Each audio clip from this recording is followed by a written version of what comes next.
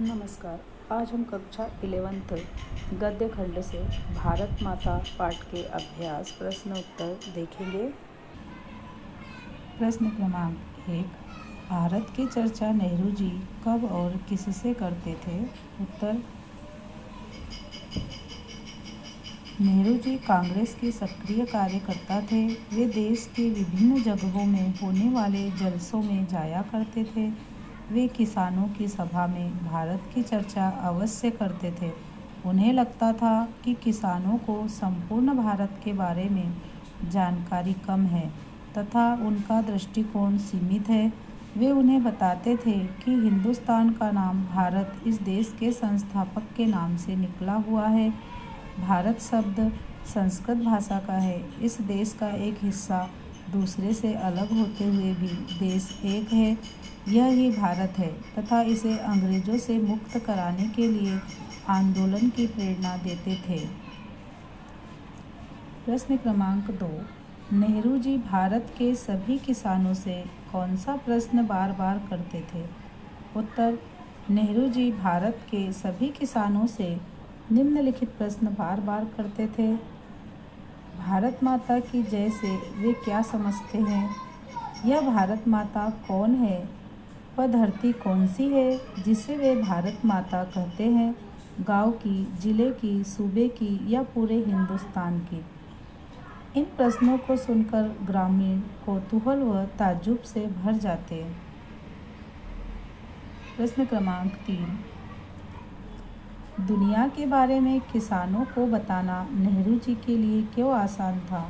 उत्तर, नेहरू जी अपने भाषणों में किसानों की दुनिया के बारे में बताते हैं। दुनिया के बारे में उन्हें जानकारी देना आसान था, ऐसा मानने के कई कारण। पुराने महाकाव्य व पुराणों की कथा कहानियों से किसान पहले से परिचित थे।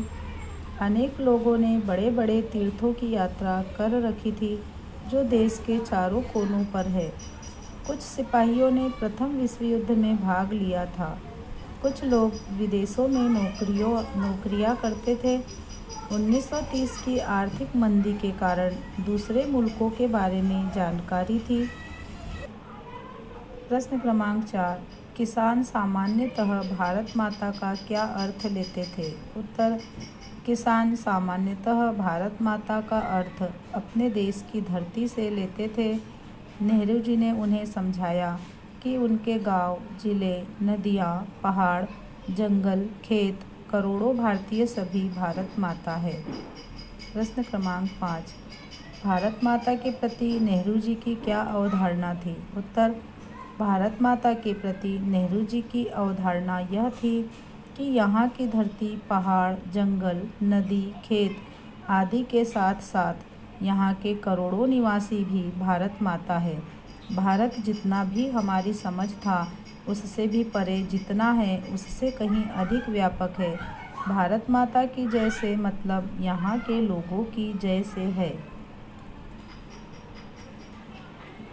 प्रश्न क्रमांक 6, आज़ादी से पूर्व किसानों को किन समस्याओं का सामना करना पड़ता था? उत्तर, आज़ादी से पूर्व भारत के किसानों को गरीबी, कर्जदारी, पूंजीपतियों द्वारा शोषण, जमींदारी, महाजन, कड़े लगान और सूद, पुलिस के जुल्म आदि समस्याओं से जूझना पड़ता था।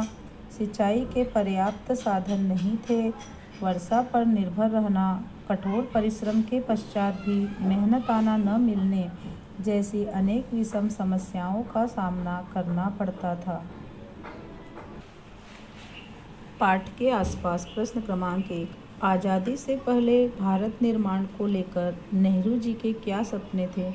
क्या आज़ादी के बाद वे साकार हुए? चर्चा कीजिए। उत्तर, आज़ादी से पहले भारत निर्माण को लेकर नेहरू जी के सपने निम्नलिखित थे। क, किसानों को जमींदारों, महाजनों आदि के चंगुल से मुक्त कराएंगे।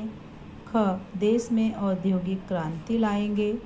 ग, विज्ञान व तकनीक की शिक्षा प्रदान करेंगे। घ, देश की गरीबी दूर करेंगे। उनके ये सपने आज़ादी के बाद पूर्णतः साकार नहीं हुए।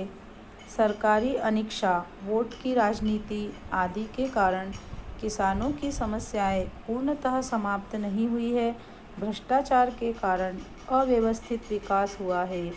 उद्योग स्थापित हुए हैं, परंतु सीमित क्षेत्रों में गरीबी का भयावह रूप खत्म हो गया है, परंतु आम जन सुविधाएं सभी को नहीं मिली है। प्रश्न 2, भारत के विकास को लेकर आप क्या सपने देखते हैं? उत्तर, भारत के विकास को लेकर हम निम्नलिखित सपने देखते हैं। 1, सभी को मूलभूत सुविधाएं मिले। 2, देश में रोजगार बढ़े। 3, तकनीकी विकास हो। 4, उद्योग व कृषि की उन्नति हो। 5, देश में शांति का माहौल रहे। प्रश्न क्रमांक 3, आपकी दृष्टि में भारत माता और हिंदुस्तान की क्या संकल्पना है, बताइए। उत्तर, मेरी दृष्टि में भारत माता और हिंदुस्तान की संकल्पना में शामिल है यहाँ के लोग, पर्वत, नदी, पठार, समुद्र, वन, पशु पक्षी, खेत, यहाँ की संस्कृति व सभ्यता, यहाँ के रहने वाले करोड़ों भारतवासी जो दूर दूर तक फैले हैं, यही सच्चा भारत है। प्रश्न 4, वर्तमान समय में किसानों की स्थिति किस सीमा तक बदली है, चर्चा कीजिए। उत्तर, वर्तमान समय में किसानों की दशा पहले से बहुत अच्छी हुई है। हल बैल छोड़कर आज ट्रैक्टर से खेती कर रहे किसान अब केवल वर्षा पर निर्भर नहीं है। सिंचाई के अनेक साधन तथा बिजली की व्यवस्था है। सुविधाजनक ढंग से कर्ज मिल रहे हैं। प्रत्येक बैंक कम ब्याज दरों पर धन उपलब्ध करवाने को तैयार है। जमींदारों की गुलामी का समय अब नहीं रहा। इससे किसानों की आर्थिक दशा में अभूतपूर्व सुधार हुआ है। प्रश्न 5, आज़ादी से पूर्व अनेक नारे प्रचलित थे। किन्हीं 10 नारों का संकलन करें और संदर्भ भी लिखें। उत्तर, 1, वंदे मातरम, बंकिम चंद्र चटर्जी आज़ादी के समय क्रांतिकारियों का मंत्र था। 2, तुम मुझे खून दो, मैं तुम्हें आज़ादी दूंगा, सुभाष चंद्र बोस का नारा।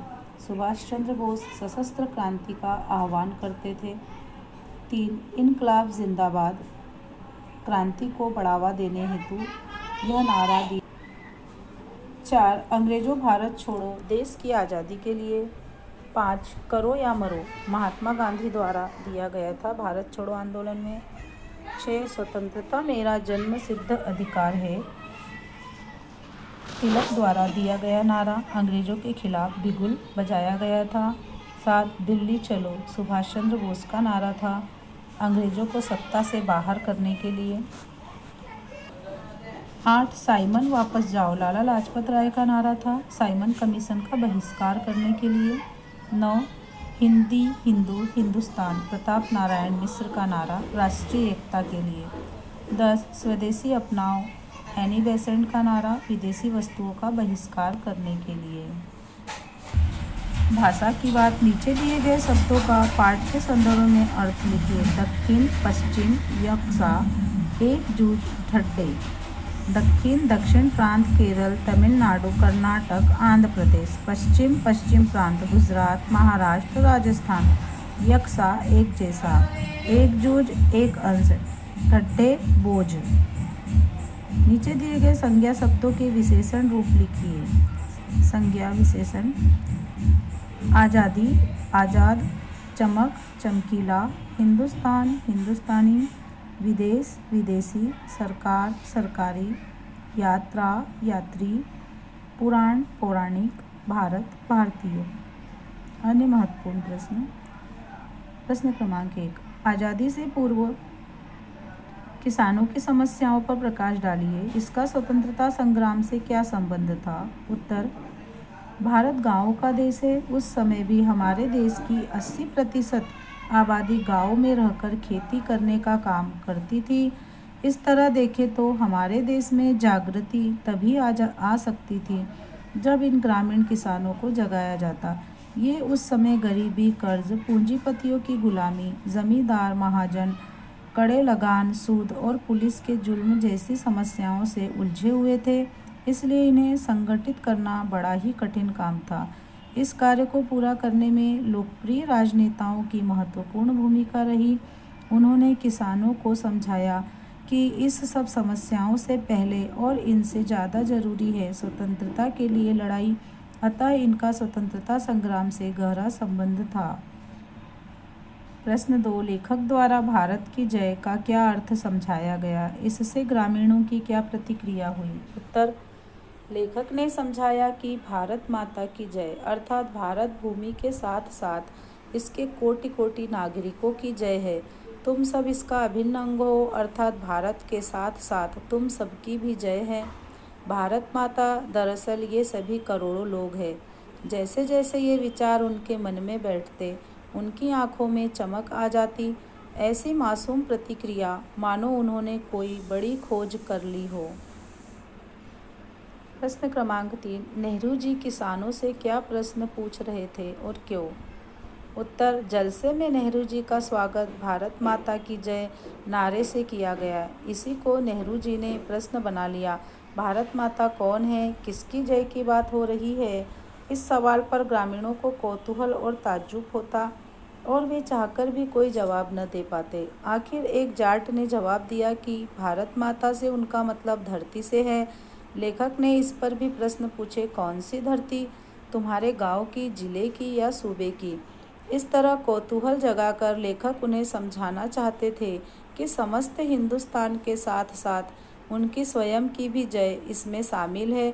वे इस देश के अभिन्न अंग है।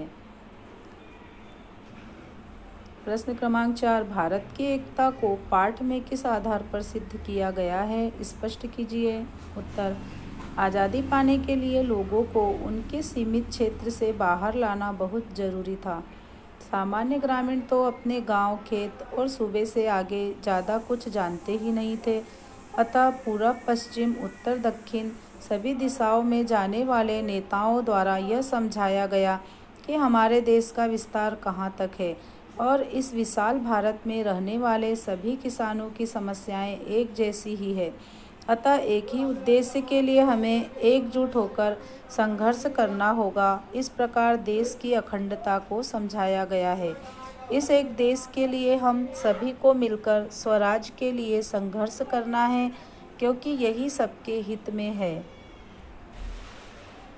प्रश्न क्रमांक 5, स्वतंत्रता आंदोलन के समान नेहरू जी ने जन जागरण कैसे किया? उत्तर, स्वतंत्रता आंदोलन के समय जलसे आयोजित किए जाते थे और उनमें नेताओं के भाषण हुआ करते थे। नेहरू जी ने अपने भाषण का एक अलग तरीका निकाला। वे केवल भाषण नहीं देते थे, वरन लोगों से ऐसे प्रश्न पूछते थे कि जिनका उत्तर बताने के लिए भारतीय ग्रामीणों को देश के लिए सोचना पड़ता था। जैसे, भारत शब्द का क्या अर्थ है, भारत माता की जय का क्या प्रयोजन है, यह भारत माता कौन है? जब काफ़ी सोचने के बाद किसानों और ग्रामीणों का कौतूहल बढ़ जाता और वे चाहते कि लेखक ही उत्तर दे, तो नेहरू जी उसका अर्थ बताते थे। इस भागीदारी और जिज्ञासा से जन जागरण सुगम हो जाता था। प्रश्न क्रमांक 6, नेहरू जी अपने भाषणों में शहरों और गांवों में क्या अंतर रखते थे? उत्तर, नेहरू जी देश भर में भ्रमण कर जन जागरण किया करते थे। शहरों में वे विकास, स्वतंत्रता की चर्चा करते थे। उनकी मूलभूत समस्याओं पर केंद्रित भाषण देते थे, क्योंकि शहरी जनता शिक्षित व जागरूक थी। गाँव में लोग अशिक्षित थे, उनकी समस्याएं अलग होती थी, इसलिए वे वहाँ देश की चर्चा करके उनका ज्ञान बढ़ाना चाहते थे। वे सबको बताते कि यह देश विभिन्न जातियों, वर्गों, समूहों का होते हुए भी एक है। इसे हमें स्वतंत्र कराना है। धन्यवाद।